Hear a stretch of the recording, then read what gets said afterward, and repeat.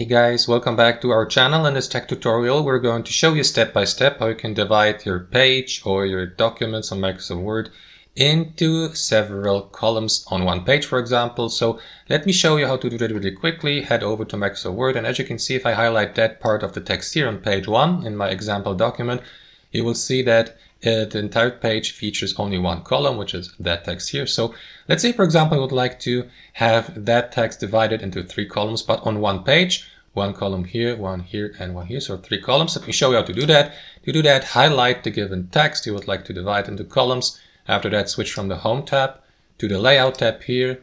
And here in the page setup, you will see a feature called Columns. And from the drop-down menu, simply select the number of columns you would like to apply, which in this case here would be 3. You can, of course, go with more columns, but on that list you will see 1, 2, 3, left and right. So let me go with 3.